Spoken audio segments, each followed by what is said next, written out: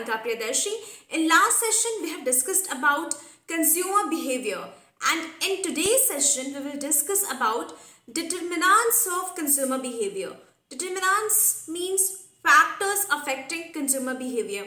So, whenever a consumer went to the market or be at a home while purchasing anything, what are the factors which affects the consumer behavior? What are the determinants? So basically there are three determinants. First is economic determinants, second is psychological determinants, and third is sociological determinants. तो इन तीनों determinants के भी कई सारे सब parts हैं. Like if we talk about economic determinants, तो economic determinants में कौन कौन से फैक्टर्स आ जाते हैं? इकोनॉमिक तो एक पार्ट हो गया. अब इकोनॉमिक के अंदर क्या क्या आता है?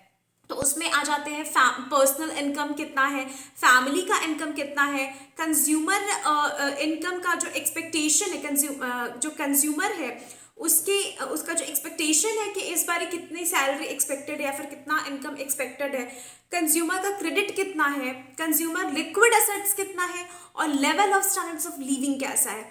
ये सारे फैक्टर्स अफेक्ट करते हैं कंज्यूमर के बिहेवियर को. तो let's start the discussion part. Economic determinants में सबसे पहले हम देखेंगे पर्सनल इनकम. अब पर्सनल इनकम क्या होता है? पर्सनल इनकम का मतलब होता है कि किसी भी ह्यूमन बीइंग का, किसी भी इंडिविजुअल की परचेसिंग पावर कितनी है. उसमें फर्स्ट आता है डिस्पोजल इनकम. डिस्पोजल इनकम क्या होता है? So disposal income is the amount of money that a consumer has at his disposal. मतलब कि वो कंज्यूमर पे डिपेंड करता है कि उसका वो क्या करता है. ही डिस्पोज इट फॉर स्पेंडिंग और सेविंग और बोथ. तो disposal income is totally different from total income. Total income का मतलब हुआ कि टोटल पूरा जो आपका मंथली इनकम है, और डिस्पोजल का मतलब हुआ कि आपके पास कितना पैसा आया खर्च करने के लिए. What is the effect of disposal income? So disposal income causes change in the relative demand for different categories of products and services. Second is discretionary income. What is discretionary income? So it is the income which is available after the basic needs of the living. ठीक है, हमारी जो basic needs है, जैसे कि मान लीजिए हम लोग रेंटेड हाउस में रह रहे हैं तो हमें रेंट पे करना है, ग्रॉसरीज में जो पैसे जा रहे हैं, स्कूल के फीस में जो पैसे जा रहे हैं, तो ये जो, या फिर कन्वेंस हमें ऑफिस आने जाने में जितने का हम पेट्रोल डलवाते हैं, तो ये जो बेसिक खर्चा है जो हर महीने शॉली होना ही है, उसके बाद जो हमारे पास जितनी इनकम बच जाती है, that is called discretionary income. So a rise in discretionary income is likely to change in the lifestyle of the consumer. Suppose I got 70,000, I need to pay rent or basic expenditure 20,000, right? So after spending 20,000, 20 more thousand I used to spend in households. Now in hand I have 30,000. So 30,000 is discretionary income. मतलब कि जो basic खर्चे जो हर महीने होने ही है, उसके बाद जो पैसा बच जाता है वो होता है discretionary income. So personal income plays a very vital role in consumer behavior. Second हम बात करते हैं family income की. So family income affects the behavior very much. Where consumer is the member of the joint family especially. So this influenced by the family income rather than individual income. आपकी individual income कितनी भी हो, अगर family में जो other members हैं उनका जो income है वो ऊपर नीचे होता है, तो उसका effect आपके ऊपर भी पड़ता है. So family income is the aggregation of different individuals. So rise in one individual is neutralized by the fall in the income of the other individual. अगर मान लीजिए एक इंडिविजुअल की सैलरी बढ़ जाती है और किसी और पर्सन की सैलरी थोड़ी कम है, तो वो न्यूट्रलाइज कर देती है. ठीक है. So size and total income of the family determine the buying behaviour. तो फैमिली इनकम जो होता है, जो पूरे परिवार का जो अग्रीगेट इनकम होता है, वो डिपेंड करता है डिफरेंट स्टेजेस पे. सो फैमिली इनकम को हम एनालाइज कर सकते हैं different stages of the family members पे. मान लीजिए हमारे फैमिली में एक यंग अनमैरिड है who is living away from his house. ठीक है. तो उसके पास कुछ फाइनेंशियल बर्डन नहीं है, राइट. और उसका जो बेसिक जो खर्चा है वो सिर्फ ईटिंग एंड आउटिंग पे है. वो बस खाना खाता है, जॉब करता है और वेकेशंस पे जाता है, तो उसके पास फाइनेंशियल बजट, उसके पास कुछ फाइनेंशियल बर्डन नहीं है, तो उसका जो बाइंग बिहेवियर होगा वो टोटली डिफरेंट होगा। उसका जो एक्सपेंडिचर होगा मोस्टली अपने ऊपर होगा, वेकेशंस पे होगा, टूर पैकेजेस प्लान करेगा और फ्रेंड्स के साथ रेस्टोरेंट्स में जाएगा, नाइट आउट करेगा, पार्टीज करेगा, राइट। अब मान लो कि उसी बंदे की अगर शादी हो जाती है, तो यंग न्यूली मैरिड कपल जो है उनके पास बच्चे नहीं है, तो उनका क्या होगा, उनका जो बाइंग बिहेवियर होगा हाईली परचेसिंग, क्योंकि जब न्यूली मैरिड कपल्स होते हैं they use to buy different different things, उनको बहुत सारे हाउस होल्ड्स के सामान अपने घर को सेट करने के लिए जितने भी बेसिक चीज़ें होती हैं, फर्नीचर्स और किचन के जितने भी सेटअप्स होते हैं, एंड टीवी, फ्रिज, क्योंकि उनको न्यू घर सेट करना होता है, तो उनका जो बेसिक जो सैलरी है वो हाईली परचेजिंग, उनका जो बाइंग बिहेवियर होता है परचेजिंग नेचर का होता है, मतलब वो बहुत ज़्यादा परचेस करते हैं, क्योंकि उन्हें शुरू से सुई से लेके टीवी तक, एक छोटी सी चीज़ से लेके बड़े से बड़ी चीज़ तक हर एक कोना घर का जाना होता है, तो वो बहुत ज़्यादा परचेजिंग करते हैं।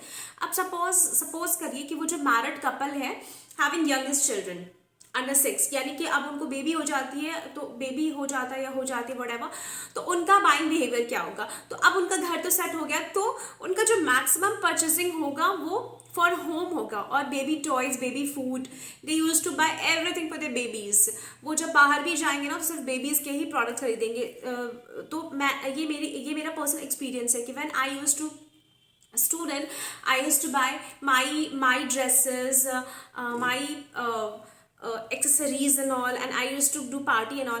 But after having a baby, what I do, whenever I go to the mall, I first go to the kids zone. हमेशा आप किसी भी मॉल के किसी भी शॉप पे मुझे देखोगे, बिग बाजार में चले जाओ किड्स जोन, पैंटालून्स पे चले जाओ, मैं कहाँ मिलूंगी, किड्स जोन। और अगर मान लो रिलायंस, मतलब किसी भी मैं शॉप पे चली जाऊँ, किसी भी मॉल में चली जाओ, किसी भी प्लेस पे चली जाओ, मैं हमेशा आपको मिलूंगी किड्स जोन में। छोटे छोटे कपड़े देखती रहती हूँ अपनी बेबी के लिए, छोटे छोटे शूज़ होते हैं, हेड बैंड्स होते हैं, कई सारे बहुत अट्रैक्टिव प्रोडक्ट्स होते हैं, उनके टॉयज़ होते हैं, तो उसमें उनका इंटरेस्ट आ जाता है। मतलब आप लाइफ साइकिल के जिस स्टेज पे होते हो, आप उसी स्टेज को एंजॉय करना स्टार्ट कर देते हो, राइट। फिर अब मान लीजिए वही जो कपल है, ओल्ड मैरिड कपल्स हो गए या फिर रिटायरमेंट का स्टेज आ गया, तो उस समय क्या होता है, उस समय उनकी बेबीज बड़े होते हैं, तो वो जो उनका क्रेज होता है बहुत सारे शॉपिंग करने का वो भी खत्म हो जाता है, और उनका भी शौक बहुत रह नहीं जाता। तो बेसिकली उनको जो ओल्ड मैरिड कपल होते हैं उनको हेल्थ इश्यूज आने शुरू हो जाते हैं, तो उनका जो मैक्सिमम खर्चा होता है वो हेल्थ पे होने लगता है। बैक पेन हो गया, बोन इश्यूज हो गया, नी प्रॉब्लम हो गया, आजकल तो घर घर में देखा जाता है बीपी हो गया, शुगर हो गया, तो उनका जो मेंटेनेंस कॉस्ट होता है बॉडी के ऊपर वो बहुत ही ज़्यादा होने लगता है, ठीक है। तो डिफरेंट फैमिली में आपके कौन से मेंबर्स हैं, तो ऐसा नहीं है कि फैमिली इनकम डिफरेंट है और सबका खर्चा एक ही है, नहीं, डिफरेंट स्टेजेस ऑफ लाइफ पे डिपेंड करता है कि आपका बाइंग बिहेवियर कैसा है। इसके अलावा कंज्यूमर लिक्विड असेट्स, वो भी कंज्यूमर बिहेवियर पे इफेक्ट डालता है, like assets held in the form of money और near money. If you have more liquid assets you have more purchasing power. तो अगर आपके पास लिक्विड असेट ज्यादा है तो आप ज्यादा स्पेंड करोगे, तो जिस भी कस्टमर के पास लिक्विड असेट ज्यादा होता है वो ज्यादा स्पेंड करता है, because he has money then he will spend, ठीक है। नेक्स्ट है कस्टमर क्रेडिट या कंज्यूमर क्रेडिट। कंज्यूमर क्रेडिट क्या होता है कि उनके पास क्रेडिट लेने की कितनी कैपेसिटी है, जितना ज़्यादा अवेलेबिलिटी होगा क्रेडिट का उसका उतना ज़्यादा इम्पैक्ट होगा बाइंग बिहेवियर पे। अगर क्रेडिट ज़्यादा होगा they will buy much. Then आता है the level of standard of living. The consumer behavior has the impact of the established standard of living. Her customer का, हर ह्यूमन बीइंग का अपना स्टैंडर्ड ऑफ लिविंग होता है जिसको वो मेंटेन करता है। तो मान लीजिए कि एक नॉर्मल एक अगर गवर्नमेंट एम्प्लॉय है तो उसका एक पर्टिकुलर लिविंग स्टैंडर्ड होता है। मिडिल क्लास का कोई भी एम्प्लॉय होता है तो उसका एक स्टैंडर्ड लिविंग होता है, स्टैंडर्ड ऑफ लिविंग होता है, वो उसको मेंटेन करता है। अगर किसी समय उसकी सैलरी कम हो जाती है या फिर किसी महीने उसको सैलरी नहीं मिलता है या फिर किसी दूसरी चीज़ों में उनकी सैलरी स्पेंड हो जाती है, still they want to maintain their standard of living. चाहे वो खाना कम खा लेंगे या तो अपने जो अदर एक्सपेंसेस हैं लाइक कपड़ों में या फिर घूमने फिरने में या फिर जो आउटिंग करते थे, रेस्टोरेंट्स जाते थे, उन खर्चों में वो कटौती करेंगे, लेकिन जो बेसिक घर का जो स्टैंडर्ड ऑफ लिविंग है उसको वो मेंटेन करेंगे। So we many of us, in fact all of us maintain our lifestyle even if income varies, तो इनकम जो भी हो हम आप कॉन्स्टेंटली हम और आप जिस भी स्टैंडर्ड ऑफ लिविंग को मेंटेन करते हैं, हमारी इनकम कभी कम हो या फिर कभी खर्चा ज़्यादा हो जाए, still we use to maintain a level of standard, उसको लाइफस्टाइल कहते हैं। ठीक है, तो इस तरीके से जो इनकम जो फैक्टर है, इकोनॉमिक फैक्टर है, वो कंज्यूमर के बिहेवियर को इफेक्ट करता है। नेक्स्ट सेशन में हम लोग साइकोलॉजिकल डिटर्मिनेंट्स के बारे में डिस्कस करेंगे। आई होप कि आपको इकोनॉमिक फैक्टर समझ आया होगा। So stay tune with me and keep watching my videos, keep learning, keep smiling. Thank you so much.